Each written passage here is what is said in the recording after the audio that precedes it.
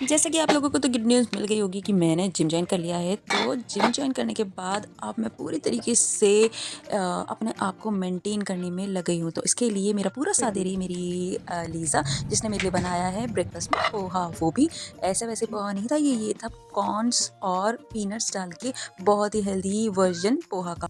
तो और इसके ऊपर देखिए उसने इतने अच्छे से इसे डेकोरेट किया था, साथ में तिल से भी, क्योंकि तिल में होता है बहुत ढेर सारा कैल्शियम।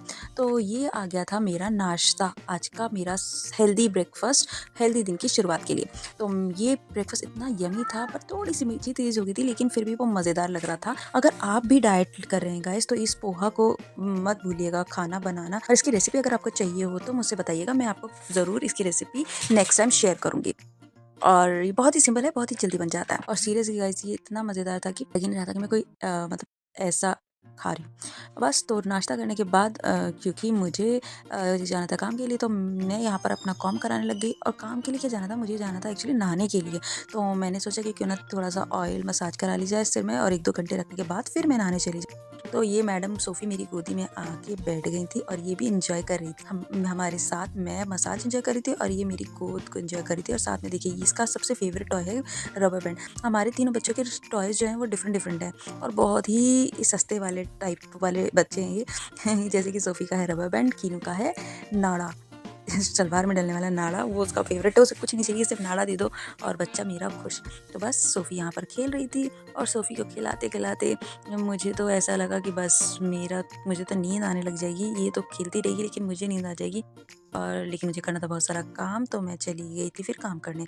इतने हो गई थी दोपहर, तो यहाँ पर आ गया था हमारा आज का लंच। मैं इतने नहा भी ली थी, तो जैसे मैं नहा के आई तो लंच तैयार था, तो सोचा क्यों ना गरमा-गरम, ठंड भी लग रही थी तो गरमा-गरम लंच ही कर लिया जाए। यहाँ पर फिर मैंने अपने लिए उतार लिए चावल, क्योंकि मैंने जिम जॉइन कर लिया है, तो अब मेरे चावल की क्वांटिटी आप देख सकते हैं काफ़ी कम हो गई है। लेकिन सब्ज़ी की क्वांटिटी एज़ यूजुअल वही बहुत सारी है, क्योंकि मुझे सूखे-सूखे चावल खाने बिल्कुल भी नहीं पसंद। आपको कैसे पसंद है मुझे बताना, लेकिन मुझे तो भई ये शोरमे वाली सब्ज़ी बहुत सारी डाल-डाल के खानी पसंद है। साथ में थी मेरी फिश भी, जो कि मैंने स्टर फ्राई की थी, जिसकी रेसिपी मैंने आपके साथ शेयर की थी। और ये मैंने ना इसे गरम नहीं किया, क्योंकि इसमें बहुत सारा घी जम रहा था, फिश फैटी थी, तो लेकिन ये आलू मटर की सब्ज़ी के साथ मिला-मिला के खाने में मज़ेदार लग रही थी, इसलिए मैंने इसे गरम नहीं करा। क्योंकि ना गरम करने के बाद गाइस ये ना बहुत ज़्यादा इससे झिक सी आने लग जाती है। आप समझ रहे होंगे ना झिक क्या होती है? मतलब कुछ अजीब-सा नहीं होता है, जैसे फैटी चीज़ खाओ तो दिल मिचलाने लग जाता है, वोमिटिंग लाइक फीलिंग होती है, वैसे ही कुछ मुझे होता है ऑयली फ़िश खाने से भी। तो इसलिए मैंने उसको गरम ही नहीं किया, उसका फैट पिघलाया नहीं, और मैं सिर्फ़ उसे ऐसे ही खा रही थी। और ये देखिए सोफ़ी मैडम ने जैसे ही देखा कि मेरे पास है फ़िश, वो तो फ़ौरन आ गए। और फिर क्या था, लाई तो मैं फ़िश अपने लिए थी, लेकिन मैं उसको तोड़-तोड़ के पीसेस को चेक कर के कहीं उसमें कोई काँटा ना हो, और मैं अपनी बच्ची को खिलाने लगी, क्योंकि गाइस ये बच्ची है छोटी-सी, और हमें बहुत ध्यान रखना चाहिए, फ़िश को ऐसे नहीं देना चाहिए, क्योंकि ये काँटे अगर इसके लग जाए। और ये देखिए मैंने इसको इतने ध्यान से दिया था, तब भी एक ये काँटा रह गया था। तो शुक्र है कि मैंने फिर से चेक किया, और दोबारा चेक करने में काँटा निकल गया। और ये देखिए बहुत अच्छे से ये फ़िश को एन्जॉय कर रही थी, और सोफ़ी को फ़िश बहुत ज़्यादा पसंद है।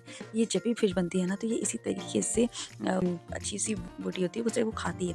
तो ये देखिए हम दोनों अपनी सेहत को बना रहे थे, और फिर क्या था, बस फिर मैं लग गई अपने काम पे। इतने में क्या हुआ कि मेरा एक पार्सल आया, जिसका मैं कई दिन से इंतज़ार कर रही थी, जब से मैंने जिम जॉइन किया था। जिम तो जॉइन कर लिया था, लेकिन मेरे पास ना कुछ अच्छा जिम वियर नहीं था, बस जो पहले का था, और मैंने 2 ट्रैक पैंट्स ऑर्डर की थी, वो ही थी। तो ये मेरा जिम, लेकिन ये क्या, ये तो मुझसे फट ही नहीं रहा था। एक्चुअली ये सबसे भारी काम मुझे ये लगता है, ये पैकिंग को रिमूव करना। ये मैंने मँगाया था फ्लिपकार्ट से, और जैसे कि आप ये देख सकते हैं, ये ब्लैक एंड व्हाइट कलर का था। मुझे बड़ा बहुत ही अट्रैक्टिव सा लगा। आपको कैसा लगा? ये लॉन्ग नहीं था गाइज़, इसकी जो टॉप था ना वो क्रॉप टॉप, और पैंट्स की भी जो थी ना नीचे से उसमें इलास्टिक थी, मतलब उसकी वो बहुत ही अच्छा फिट था। ये देखिए, ये मैंने इसको ट्राई किया तो क्या ज़बरदस्त फिट आया। मैंने ऑर्डर किया था ये एल साइज़ का, और इसका प्राइस मुझे फ्लिपकार्ट पे मिला 499 का। मैंने गलती से गाइस पहले वाली वीडियो में इसे 450 का आई थिंक बता दिया था, या 440 का, लेकिन ये मुझे 499 में पड़ा था। तो और इसकी जो क्वालिटी थी ना, वो मतलब फैब्रिक क्वालिटी तो हल्की ही है, विंटर वेयर नहीं है, ये समर वेयर ही है, लेकिन चलो काम चल जाएगा, क्योंकि अभी तो हम ऊपर से जैकेट भी पहन सकते हैं। लेकिन इसका फिट बहुत अच्छा था, तो मुझे ये बड़ा मज़ेदार लगा। तो मैं फिर चली गई थी, शाम हो गई थी, फिर मैं चली गई थी जिम, और जैसे कि आप देख सकते हैं फिर हम कर रहे थे जम के वर्कआउट, और बस जिम करके करके हम आ गए फिर घर पे।